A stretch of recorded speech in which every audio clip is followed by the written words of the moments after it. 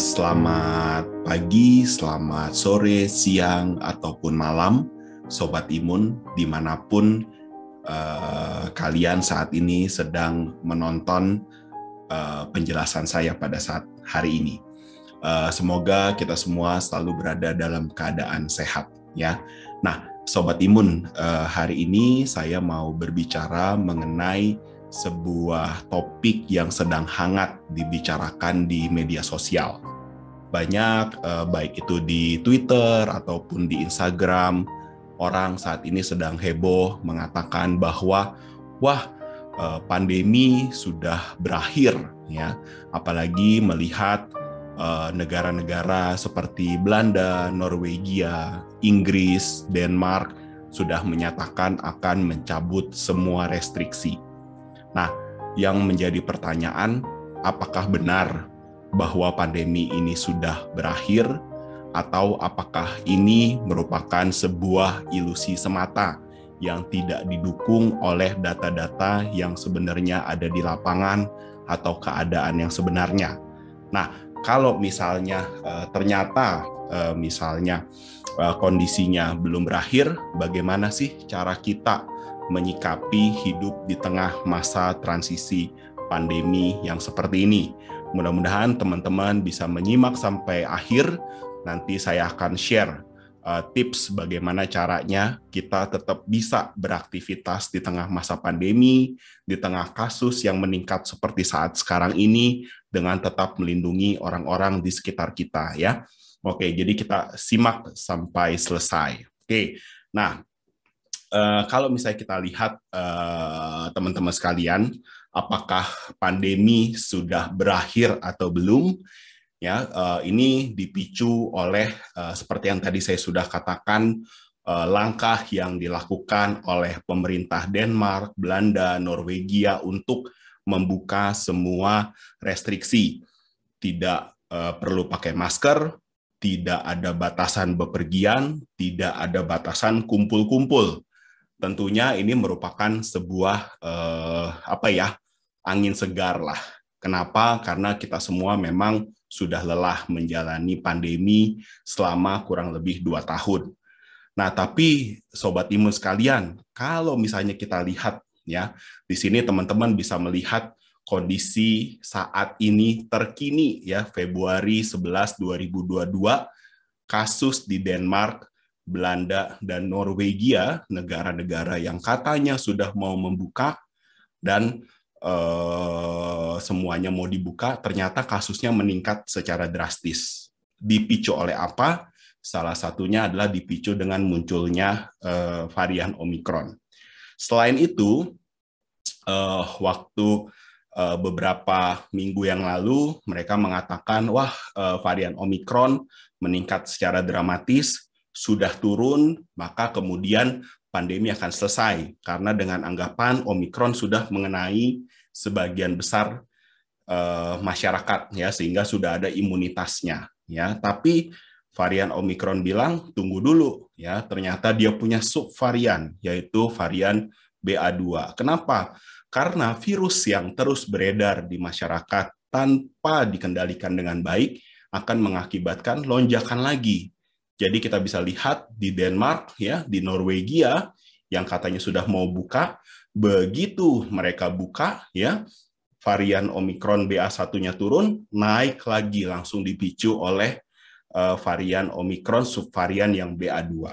Nah, kemudian terus dikatakan sama orang-orang, ya, tapi dok, kan varian Omicron itu ringan, ya. Kalau misalnya ringan, kenapa kita harus takut? Kan itu tidak lebih daripada flu biasa. Siapa bilang?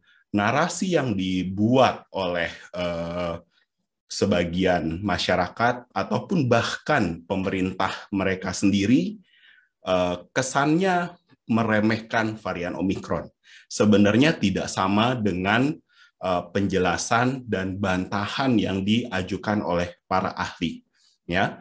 Kita bisa perhatikan di sini, kita bicara data sajalah, kita tidak berbicara asumsi-asumsi.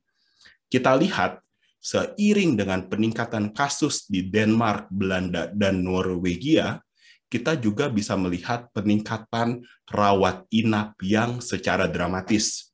Terutama kalau kita lihat di sini, ini adalah kasus yang meningkat yang masuk rawat inap, terutama di Denmark. Ya, kita bisa melihat peningkatan yang sangat tajam. Ya, tapi kemudian akan ada juga yang membantah, dok, tapi kan masuk ke rumah sakit biasanya yang ringan-ringan, jadi tidak perlu khawatir.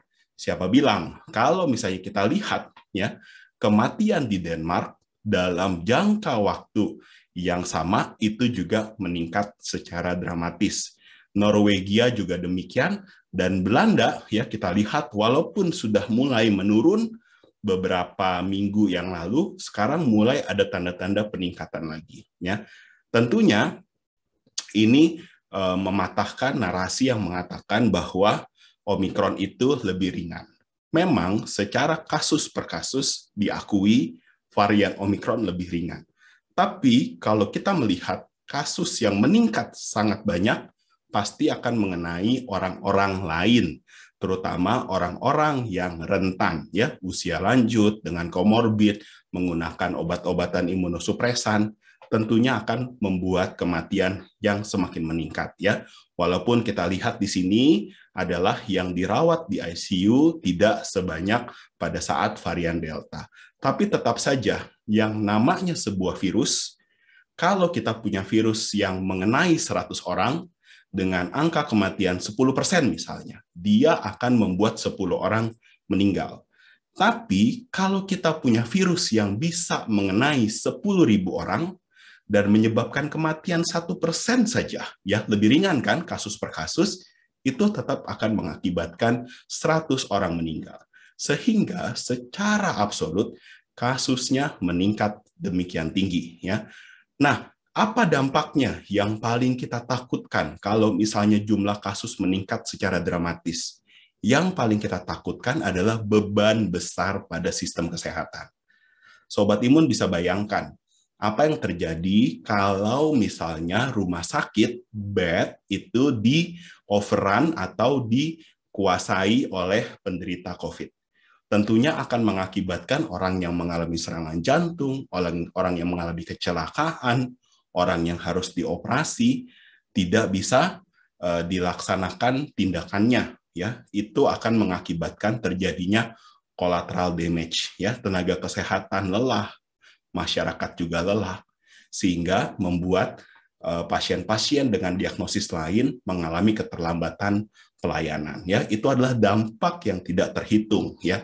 Makanya kalau kita lihat setiap terjadi lonjakan kasus COVID, ya, kematian yang meningkat atau permasalahan yang terjadi di masyarakat bukan hanya karena COVID-nya saja, tetapi oleh karena keterlambatan penundaan pelayanan untuk pasien-pasien yang mengalami diagnosis penyakit lain. Oke, nah kemudian bandingkan kita lihat kalau tadi kita melihat negara yang mengatakan bahwa COVID sudah selesai, kita mau buka semua restriksi. Tapi kita bandingkan, ya, mau nggak mau kita harus membandingkan. Walaupun tidak apple to apple, ya, tapi kita harus membandingkan dengan negara yang mengakui bahwa pandemi belum selesai.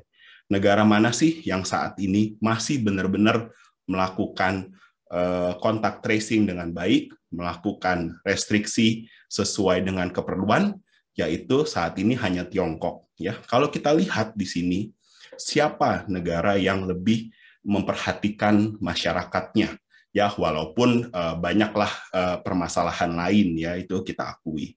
Tapi di sini dari segi pandemi kita lihat, ya, kasus di Tiongkok tidak meningkat secara dramatis karena mereka berhasil melokalisir kasus hanya di kota-kota tertentu saja, tidak menyebar luas ke masyarakat. Yang paling berdampak adalah kita lihat di sini di garis bawah, ya, tidak ada peningkatan kematian. Mortalitas sangat rendah di Tiongkok. Ya, jadi Tiongkok mengakui bahwa pandemi belum selesai. Tiongkok melakukan kontak tracing dengan baik, melakukan restriksi yang sesuai. Kita melihat mereka tetap bisa hidup dengan baik, ya, karena dikelola dengan baik dan angka kematiannya tidak meningkat, ya. Jadi kita harus realistis melihat berdasarkan data yang ada pada saat ini apa sih yang sebenarnya terjadi. Oke, ya mungkin memang membuat depresi ya sobat imun sekalian ya. Kenapa? Karena wah berarti kita masih harus lama banget dong hidup dengan pandemi. Ya disukai atau tidak disukai, sejarah mengatakan bahwa sebagian besar pandemi ya yang mengenai secara global ya, yang terakhir itu ada flu Spanyol, itu kurang lebih 4 sampai 5 tahun baru mengalami stabilisasi. Itu adalah flu Spanyol. Bagaimana dengan COVID? Kita nggak tahu. Mudah-mudahan menjadi semakin cepat, tapi dengan dunia yang semakin terhubung, kelihatannya saya kok agak pesimis. Tapi kita tetap harus bisa melangkah. Nanti kita bahas bagaimana caranya kita bisa melangkah di masa pandemi, tetap bisa berinteraksi dengan baik ya. Nah, bagaimana dengan varian Omikron di Indonesia? Ya, kita lihat saat ini angka peningkatannya sangat curam ya, lebih curam dari Delta. Saya punya banyak pasien-pasien autoimun ya, pasien-pasien autoimun, pasien-pasien alergi. Biasanya mereka merupakan orang-orang yang jarang keluar rumah, patuh, disiplin ya, dalam menjalankan protokol ya, karena pasien-pasienku adalah pasien-pasien yang menggunakan obat-obatan imunosupresan. Disiplin, jarang keluar rumah karena tahu adalah pribadi berisiko gitu ya. Nah, waktu di varian Delta, saya belum tentu seminggu 1 atau 2 ada yang laporan kena COVID-19. Tapi di puncak varian Omikron ini ya, setiap hari 1 sampai 2 bahkan ada 3 gitu ya yang melaporan ke saya bahwa positif tertular COVID-19 ya. Jadi kita bisa melihat di sini orang-orang yang disiplin saja juga bisa tertular ya pada saat permasalahan varian Omikron yang menyebar begitu luas pada saat ini. Jadi sekarang bagaimana ya? Kelihatanlah bahwa memang pola penyebaran dari Omikron ini sangat agresif ya, sangat mudah menular. Nah, kita harus melindungi orang-orang yang berisiko ya di sekitar kita, usia lanjut, punya komorbid dengan obat-obatan imunosupresan, dan kita juga harus melindungi layanan kesehatan kita supaya jangan sampai kolaps ya. Layanan kesehatan kita jauh tertinggal dibandingkan Norwegia, jauh tertinggal dibandingkan Denmark, Belanda. Mereka rasio bed, rumah sakit, dokter, tenaga kesehatan yang lain dengan populasi sangat tinggi, sedangkan kita sangat rendah.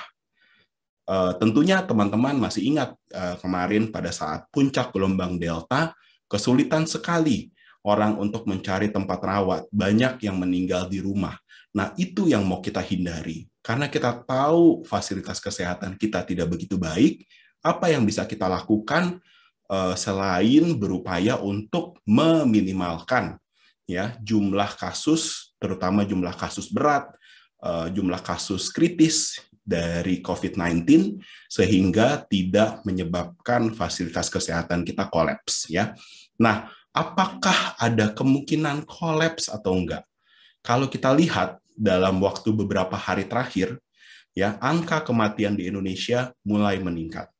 Kalau kita lihat data secara nasional tidak ada ya. Saya hanya punya data dari DKI Jakarta ya, karena tersedia secara online.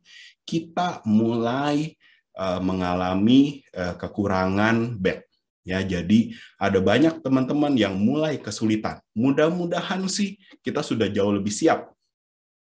Sekarang sudah ada layanan isolasi mandiri ya secara online. Sekarang juga ICU kita juga sudah lebih siap ya. Mudah-mudahan tidak sampai kewalahan. Tetapi hati-hati sekali ya. Di sini terlihat kamar isolasi tekanan negatif tinggal tersisa 29%.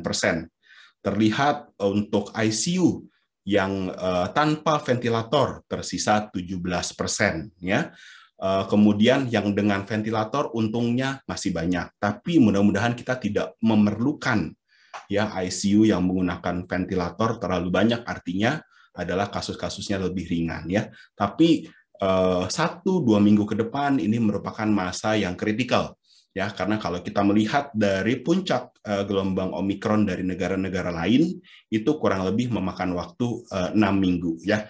Nah, ini kita sudah memasuki minggu kedua ya. Jadi 1-2 minggu ke depan merupakan masa kritis. Mudah-mudahan kita dengan bekerja sama kita bisa melewati gelombang ini dengan baik ya. Nah, tentunya Sobat Imun sekalian, yang menjadi isu penting untuk kita adalah, dok katanya tadi pandemi masih panjang. Udah 2 tahun, kita masih mau menjalani 2 tahun, 3 tahun lagi, bagaimana? Kita sudah lelah, kita sudah capek, kita mau kerja, kita mau kumpul bersama dengan keluarga. Apa sih yang bisa kita lakukan pada masa transisi ini? Ya, saya menggunakan beberapa perumpamaan. Yang pertama adalah kita harus menggunakan perlindungan berlapis, sama seperti tembok Cina ya, melindungi dari serangan bangsa Mongol, dan melindungi dari suku nomad dan lain sebagainya. Tembok pertama kita untuk melawan SARS-CoV-2, dalam hal ini varian Omicron, adalah dengan ventilasi, jaga jarak, mengurangi mobilitas, menghindari kerumunan, dan cuci tangan. Yang paling penting adalah ventilasi. Ya, jadi sekarang sudah banyak studi yang menunjukkan bahwa ventilasi yang baik ya di rumah, pintu, jendela terbuka, pakai air purifier, pakai kipas angin, usahakan udara selalu bergerak dan berganti ya, baik di rumah, di kantor, di ruang tertutup, udara selalu bergerak, itu akan mengurangi sekali risiko untuk virus SARS-CoV-2 untuk bisa menular. Kenapa? Karena virus SARS-CoV-2 itu tidak bertahan lama. Ya, dia memerlukan droplet, dia memerlukan aerosol untuk bisa bertransmisi, untuk bisa menularkan. Sehingga kalau kita mempertahankan ventilasi dengan baik, maka itu sudah merupakan tembok pertama untuk mengurangi jumlah virus secara dramatis. Bagaimana tembok kedua? Tembok kedua, masker. Ya, bahkan CDC pun yang paling anti masker di awal-awal pandemi, belakangan ini sudah mengeluarkan hasil studi ya, bahwa kalau penggunaan masker surgical bisa mengurangi risiko infeksi sampai 40-60%. Dan terutama adalah dengan menggunakan KN95, N95 atau KF94, kalau di dalam ruangan bisa lebih dari 80% mengurangi risiko infeksi. Jadi kalau misalnya kita harus berada di dalam ruangan, di kantor, atau bertemu dengan orang banyak, ya, pakailah minimal KN95. Ya, mungkin kalau pakai N95 tidak nyaman, ya, karena seringkali banyak yang mengalami tekanan. Ya, tapi minimal di dalam ruangan pada saat ini, KN95 akan sangat membantu untuk sebagai tembok kedua, mengurangi jumlah virus yang mungkin kita terpapar. Nah, kalau sampai tembus bagaimana? Ya, kalau sampai tembus, disitulah tugasnya dari vaksinasi. Ya, vaksinasi 3 dosis terbukti mengembalikan imunitas kita untuk melawan virus COVID varian Omicron sama seperti sebelum varian-varian yang lainnya. Jangan termakan isu bahwa vaksin tidak efektif. Vaksin efektif, tapi memang diakui setelah 6 bulan antibodi kita mulai turun. Dan juga diakui varian Omicron berubah secara dramatis dibandingkan varian aslinya. Sehingga kita memerlukan peningkatan kembali antibodi dengan memberikan vaksin 3 dosis. Sudah terbukti mengurangi risiko infeksi dan juga mengurangi kejadian infeksi yang berat, kritis, dan juga kematian. Ya. Selain itu, Sobat Imun, kita juga perlu mempertahankan nutrisi kita dengan seimbang. Makan sayur-sayuran, buah-buahan, kurangi makanan-makanan yang tidak sehat, ya, kemudian kita perbanyak minum, kita tidur yang cukup 7-9 jam, kita olahraga teratur, itu adalah cara untuk mempersiapkan sistem imun kita supaya bisa melawan infeksi dengan baik, ya, bukan dengan suplemen. Suplemen sudah terbukti tidak memberikan proteksi lebih baik dibandingkan makanan bergizi seimbang. Kenapa? Karena nutrisi dari sayur-sayuran dan buah-buahan yang beragam, dari protein yang sehat, itu memberikan nutrisi yang lebih lengkap dibandingkan hanya dengan suplemen yang mungkin hanya tinggi di antara 1 atau 2 zat nutrisi yang penting. Ya, oke. Kemudian bagaimana cara kita bisa beraktivitas, berinteraksi di tengah masa pandemi seperti ini? Ya, saya selalu berupaya untuk menggunakan perumpamaan. Kali ini perumpamaannya adalah bagaimana cara kita beraktivitas di tengah cuaca buruk. Misalnya kita tahu kalau misalnya akan ada hujan, ya. Kalau misalnya kita lihat langit sedang mendung, kita lihat di perakiraan cuaca akan ada hujan. Apakah kemudian kita tidak membawa payung? Apakah kita tidak membawa jas hujan? Tentunya kita bawa. Tapi apakah kemudian kita tidak pergi? Tentunya kita tetap pergi. Tapi kita sudah bawa payung, kita sudah pakai jas hujan, sehingga kita siap. Kalau misalnya hujannya turun, kita sudah tahu. Begitu juga kalau hujannya lagi besar, sedang lebat-lebatnya, paling tidak kita tunggu dulu sampai hujannya agak reda, baru kemudian kita pergi dengan tetap memakai payung dan jas hujan. Itu sama juga di masa pandemi. Jadi, kita kan harus menyesuaikan diri terhadap situasi dan kondisi pandemi pada saat hari ini. Kalau misalnya kita lihat, wah kasusnya lagi naik, saat ini varian Omikron sedang tinggi, ya, penularan sedang terjadi di mana-mana. Ya tentunya lebih baik kita menahan diri dulu. Kita batasi mobilitas kita pergi hanya kalau untuk hal-hal yang penting, ya.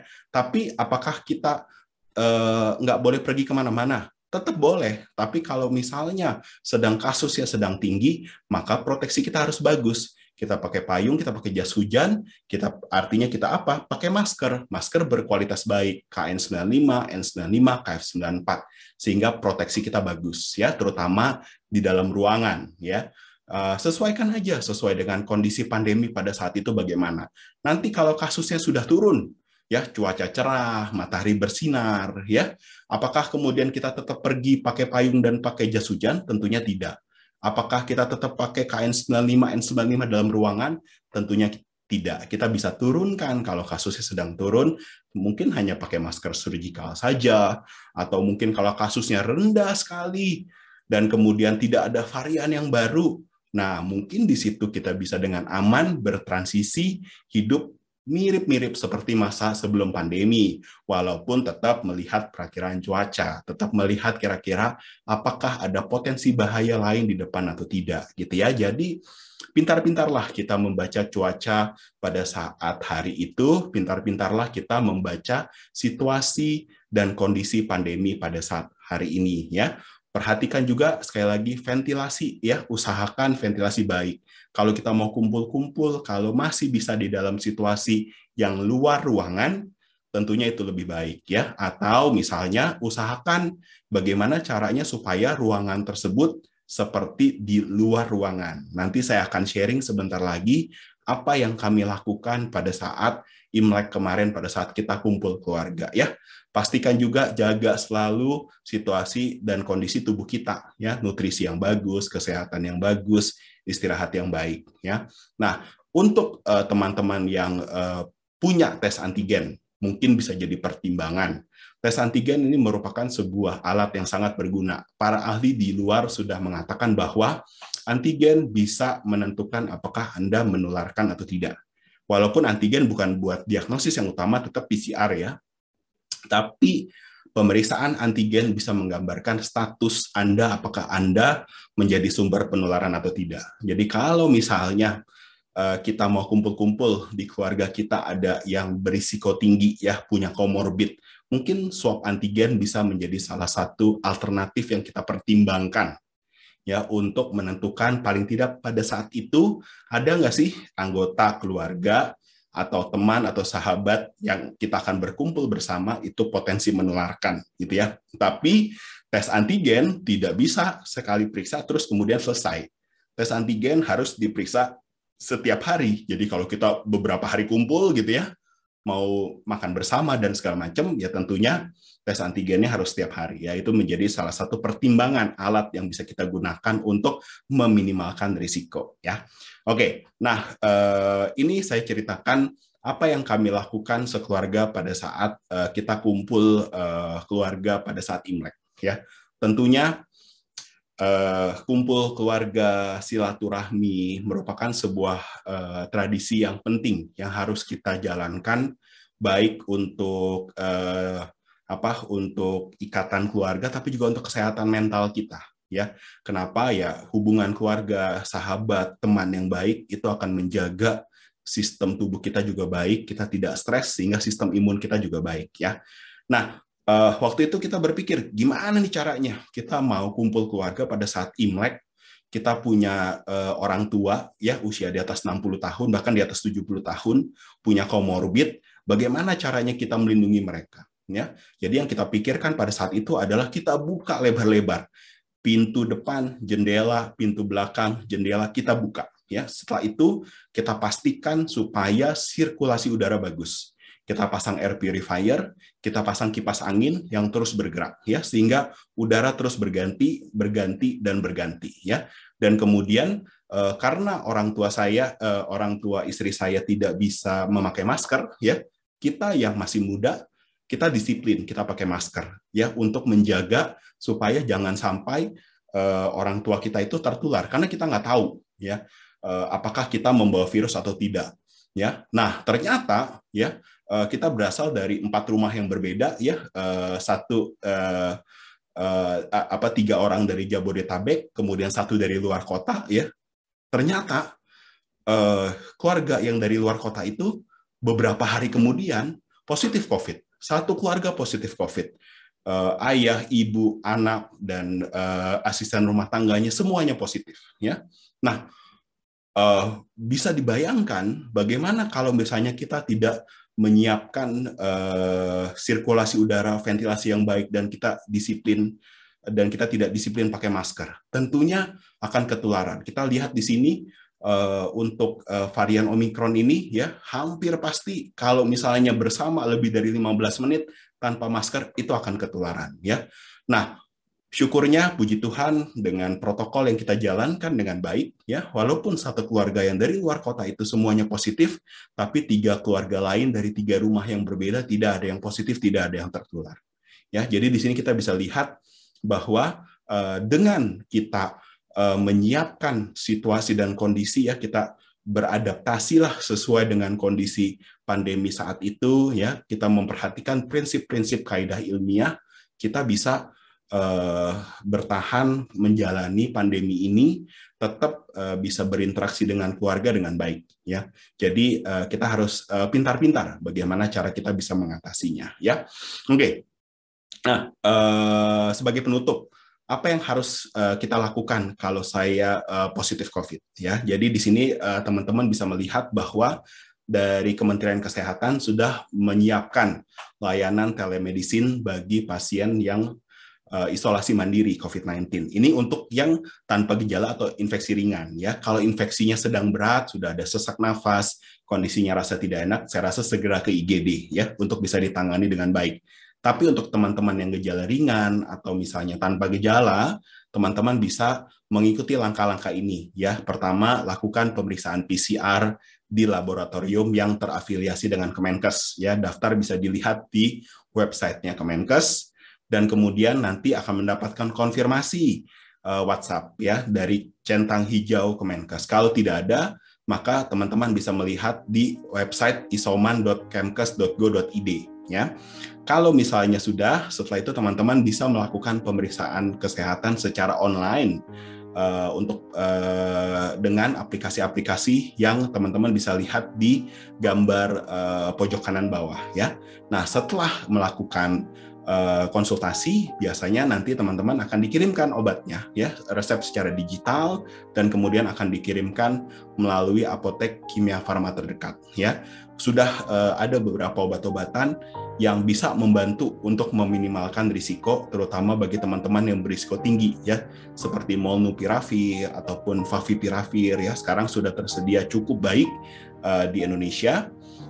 Tapi ini terutama adalah layanan untuk Jabodetabek. Mudah-mudahan dalam waktu dekat dari Kementerian Kesehatan bisa mengembangkan untuk daerah-daerah yang lain, sehingga bisa meminimalisirlah beban untuk layanan kesehatan, ya. Oke, baik. Saya rasa sekian sharing yang saya bisa berikan pada saat ini, Sobat Imun sekalian. Mudah-mudahan kita bisa melewati masa pandemi ini dengan baik. Kita tetap bisa saling bekerja sama, saling dukung satu sama lain, dan mudah-mudahan benar-benar dalam beberapa waktu ke depan pandeminya benar-benar selesai, ya. Tapi sayangnya pada saat ini memang belum selesai, tapi kita sudah punya banyak hal yang bisa kita lakukan, yang bisa kita siapkan untuk kita kita tetap bisa beraktivitas dengan baik, dengan nyaman dan aman selama masa transisi pandemi ini.